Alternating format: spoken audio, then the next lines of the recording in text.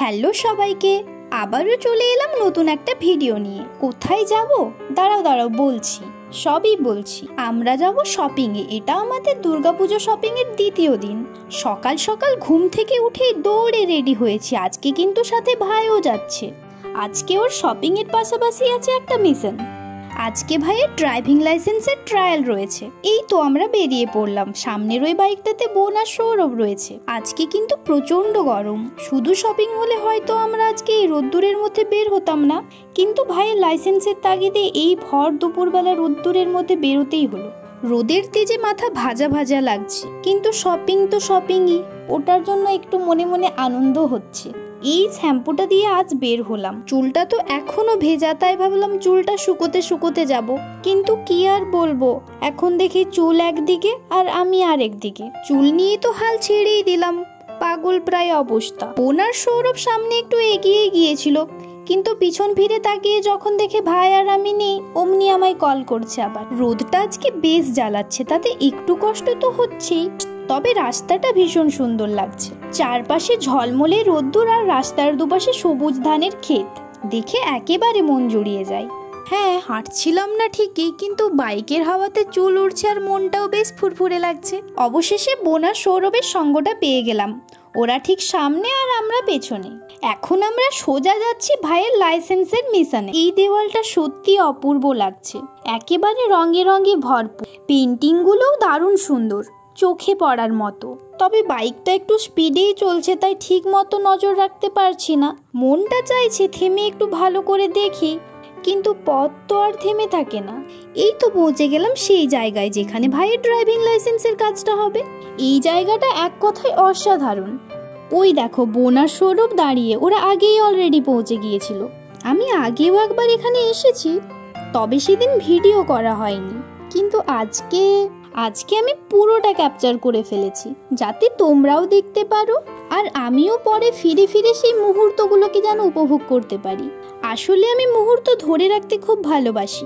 ছোট ছোট স্মৃতির ভেতরেই তো লুকিয়ে থাকে আমাদের জীবনের আসল গল্প। সামনে ওই যে মাঠটা দেখছো, ওখানেই হবে ভাইয়ের বাইক ট্রায়াল। চারপাশে সবাই বাইক স্কুটি নিয়ে দাঁড়িয়ে আছে, কেউ প্রস্তুত, কেউ অপেক্ষায়। ভাইও গেল এখন তার বাইক নিয়ে আসতে। ওই তো ভাই চলে এসছে বাইক নিয়ে।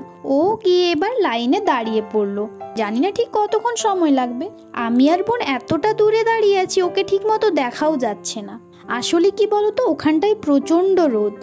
ওই যে দূরে দেখতে পাচ্ছ একজন বাইক চালাচ্ছে, ওটাই আমার ভাই। এটা পরীক্ষার ঠিক আগের মুহূর্তের প্রস্তুতি চলছে। এখন দেখি ভাই কখন নামে এক্সাম দিতে। আমাদের টেনশন আর ওর অ্যাকশন দুটোই রেডি। এই করতে করতে ভাইয়ের কখন যে এক্সামটা হয়ে গেল আমরা বুঝতেও পারলাম না। একটা কাজ তো সেরে ফেললাম। এখন আমরা এখান থেকে সবাই বেরিয়ে পড়লাম।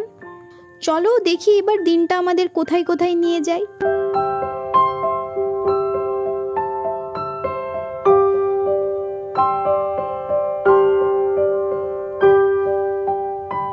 এই ঘোরাঘুরির মাঝখানে পেটে যখন ঘড়ি বাজতে শুরু করেছে, তখনই বুঝে গেছি এবার খাওয়ার টাইম।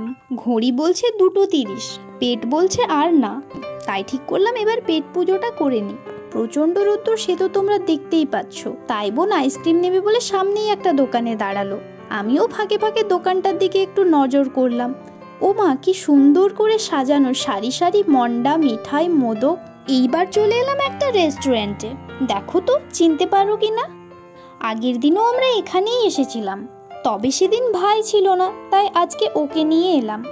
ওর তো বিরিয়ানির প্রতি এক্সট্রা ভালোবাসা রয়েইছে। আর আগের দিন তো তোমাদের বলেছিলাম এখানকার বিরিয়ানিটা আমাদের বেশ ভালো লেগেছে, তাই ভাবলাম ভাইকে একবার টেস্ট করানো যাক। দেখি তো ও কি বলে। যাক, ভাইয়েরও কিন্তু এই বিরিয়ানিটা বেশ ভালো লেগেছে। খাওয়া দাওয়ার পর আমরা চলে এলাম বিশালে। এটা আজকের শপিং মিশনে প্রথম গন্তব্য। চারপাশটা একটু ঘুরে নিলাম। আমি দেখছিলাম এই পাশে ওয়ান পিসগুলো, আর বোন দেখছিল ওই পাশে মনে হয় জিন্স।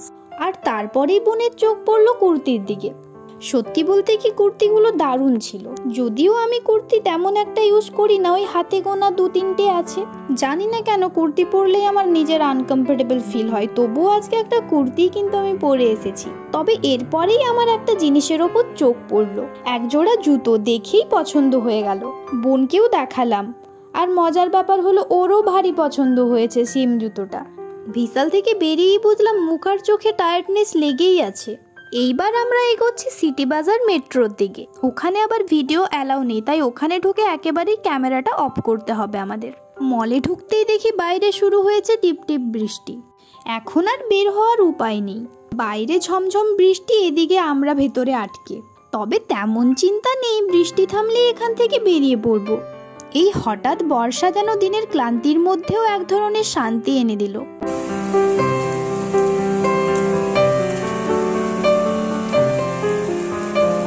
দাঁড়াও, তোমাদের একটা সুন্দর জিনিস দেখাই।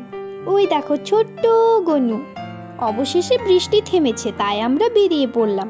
বাইরে বেরিয়েই ভাইয়ের চোখ পড়ল ভেলমুড়ির দিকে। ব্যাস, আমি আর ভাই একটা ভেলমুড়ি নিয়ে নিলাম। সৌরভ আর বোন আবার তেমন ভেলমুড়ি ভক্ত না, তাই আমরা একটাই নিয়েছিলাম। এটা কিন্তু বেশ টেস্টি, তার উপর বৃষ্টির জন্য মনে হয় এটার স্বাদ আরও দ্বিগুণ হয়ে উঠেছে। রাস্তার ধারে দাঁড়িয়ে ভেলমুড়ি খেতে খেতে আমার একটা দোকানের দিকে চোখ পড়েছে। দাঁড়াও, সেটা তোমাদের একটু দেখাই। ওই যে দেখো, আমি জুম করে তোমাদের দেখাচ্ছি, গোল গোল করে একটা শার্ট ঘুরছে। ইয়েলো কুর্তাটার পাশেই ঠিক শার্টটা রয়েছে, ব্ল্যাক বা ব্লু কিছু একটা হবে, দূর থেকে আমি কালারটা ঠিক বুঝতে পারছি না। এই ধরনের শার্টগুলো আমার ভীষণ ভালো লাগে, সুন্দর না দেখতে ওটা। এখন পুরো সন্ধে হয়ে গেছে আর আমরা যাচ্ছি এখন ফুচকা খেতে। আগের দিন এখানে এসেও ফুচকা খাওয়া হয়নি, আর সেটা নিয়ে বাড়ি ফিরে একটু মনটা কেমন কেমন করছিল, তাই আজ ঠিক করে ফেলেছি একটা হলেও অন্তত ফুচকা খেতেই হবে। আমাদের পছন্দের ফুচকার দোকান খুঁজতে খুঁজতে আমরা এলাম স্টেশনের দিকে। এসে যখন দেখলাম উনি আজকে বসেননি, আমাদের মনটা একটু খারাপ হচ্ছিল। তারপরে দেখি উনি জায়গাটা চেঞ্জ করেছেন। তারপর আর কি, আমরা দাঁড়িয়ে পড়লাম ফুচকার জন্য। বোন আর ভাই ফুচকা খাচ্ছিল, আমি আর সৌরভ নিয়েছিলাম ভুট্টা। আমি ওই যে বললাম একটা হলেও আমাকে ফুচকা খেতে হবে, তাই বোনের আর ভাইয়ের থেকে নিয়ে আমি একটা একটা করে দুটো ফুচকা খেলাম। ফুচকা খেয়ে আমরা বেরিয়ে পড়লাম বাড়ির উদ্দেশ্যে।